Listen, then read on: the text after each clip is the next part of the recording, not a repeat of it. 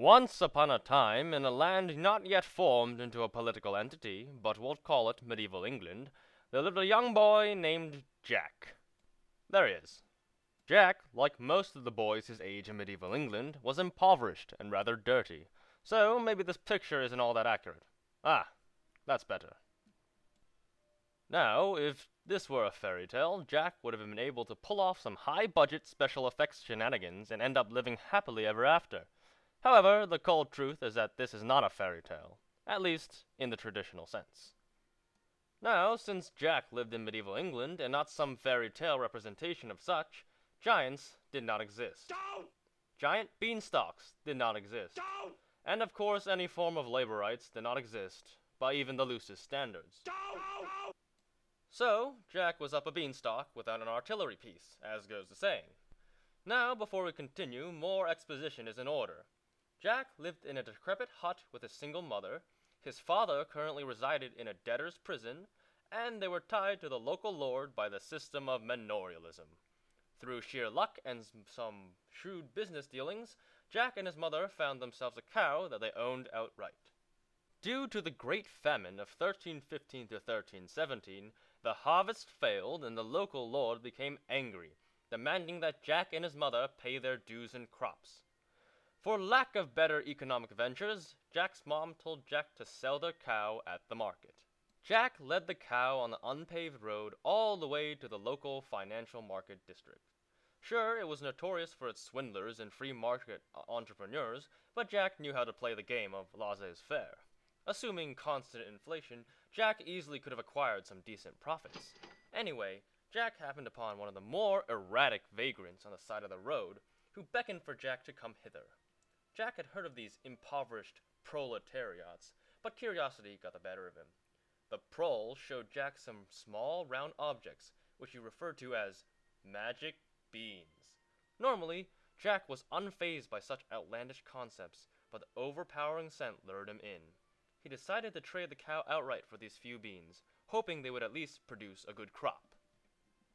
When he got home, he showed his mother the fruits of his day in the market. Enraged that her son was foolish enough to be swindled out of a perfectly good cow, she proceeded to exercise corporal punishment. Yes, since this is medieval England, child abuse laws did not exist. Not even the original rule of thumb. When his mom got tired of beating the living and some non-living excrement out of him, Jack went outside holding the magic beans in his hands.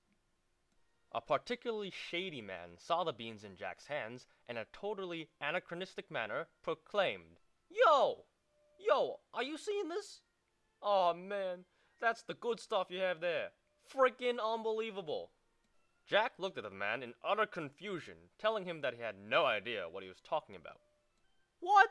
Okay, you just eat it, and then you'll be saying, alright, I feel good. So, you just plant these, and when they grow new beans, you eat them up. Simple as that. After saying this, the curious man with the anachronistic accent walked away. Jack went back to his hut and promptly planted the beans in his secret plot of private land. After a fortnight, the beans grew into tall, spiral-shaped plants with many green sprouts. Jack took one of the beans and looked at it intently. Little did he know, the beans were actually an illegal drug called DGS, or the good stuff. Jack shrugged and ate the bean he was holding. Within moments, the hallucinogenic properties took effect on Jack's brain. In his twisted dream, the DGS plants grew to inconceivable heights, undeniably fueled by the magic properties of the chemical THC, or trippy high confusionide. Overcome by primal instincts, Jack immediately started ascending the stalk, taking time to sniff the aromatic bean flowers growing on the sides. Trippy harp music played from above as he climbed higher and higher. At the top of the stalk, he encountered a large, dilapidated-looking castle. Traversing through a large gateway, Jack encountered a giant. The giant acknowledged Jack expectantly and spoke. Fee, fo, fum, fi. It looks like you are very high. Now that you have passed through the gateway, how about doing some errands for me? Excited at the prospects of employment, a regular salary, and more of the good stuff, Jack immediately jumped at the offer. the giant handed him a basket of golden eggs, which, unbeknownst to Jack, contained significant amounts of DGS. Jack was to sell these precious objects at the market. He hurriedly ran outside and climbed down the beanstalk. As soon as he reached the ground, Jack was arrested on charges of possession of strange medicines. Apparently, the constable was highly suspicious of the towering leafy spiral implanted on the property.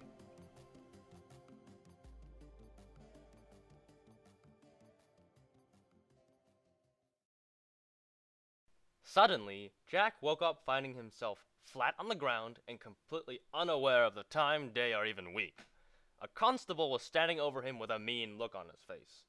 You're under arrest for possession and cultivation of substances considered illegal by the English Crown.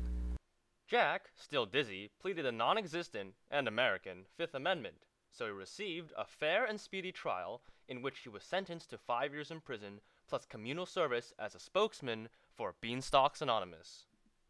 However, a few years later he had a relapse and ended up homeless, penniless, and in the same situation as any other disadvantaged member of the feudalist English society. Moral of the story: don't do drugs, kids. Also, stay in school. And no matter what you do, remember that if you live in medieval England, you're gonna have a bad time.